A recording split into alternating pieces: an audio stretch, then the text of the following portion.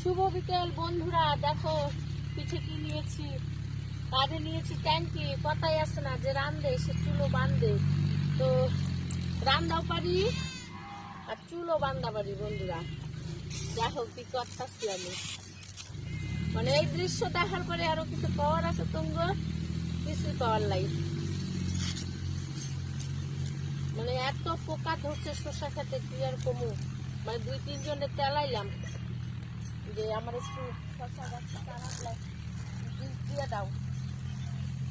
একজনও বীজ দিবার পারলো না। কও আমি সেই জ্বালায় কই যাবো, ওই জ্বালা খুয়ানোর জায়গা নাই আমার।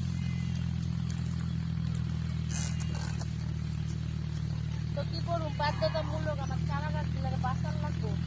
তো সের লেগে আমি কি করছি, নিজে ট্যাঙ্কি টুঙ্কি গাড়ি নিয়ে আয় বসছি মাঠে। কে কি কইলো না কইলো আর কে কি ভাবলো তাতে আমার যায়ও না, আমার আয়ও না, বুঝলা বন্ধুরা। তো তোমরা দেখো আমি আরো কত কিছু করি। তোমাকে একটু ভালোবাসা আর সাপোর্টের নিগে আর এত অগাধ পরিশ্রম করতেছি খালি যে, নাহলে আমার চারা গাছগুলো সর্বনাশ হয়ে যায় জানো। মানে পয়সা দিয়েও লোক পাই না, বুঝা। আজকালকার বাজারে দেখো টাকা দিয়েও লোক পাই না।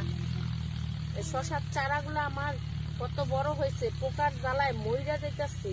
কয়জনকে কইলাম যে ভাই এক ট্যাঙ্কি ওষুধ দিয়ে দে, তাকে পয়সা দি, মানে তাকে পয়সা লাগে না, তারা দিয়া পারবো না বিকালে। তো আমি কষ্ট করে ফসল করছি, তার লেগে আমি নিজেই কইছি যে কেউরে পাই নাই, ঠিক আছে আমার লাগবো না কেউরে, আমি কষ্ট করে বীজ দিমু আর নিজের ফসল নিজেই বাঁচামু। হ্যাঁ গো, মতো বন্ধু আর বান্ধব না হলেও আমার চলবো। যারা বিপদের সময় পাশে না থাকে, সুখের সময় পাশে থেকে লাভ আছে। কও কথাটা ঠিক নাকি? এত বড় ট্যাঙ্কি নেইয়া বলে আমি গাড়ি লইয়া বীজ দিয়ে পারি।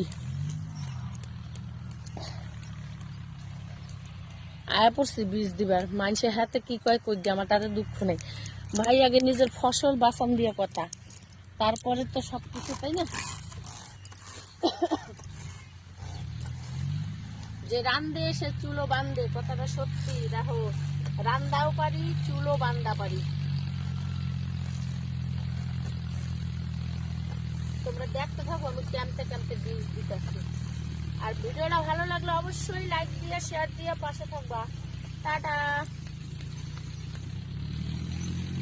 পোকা আজকে মাইরেই খাবে।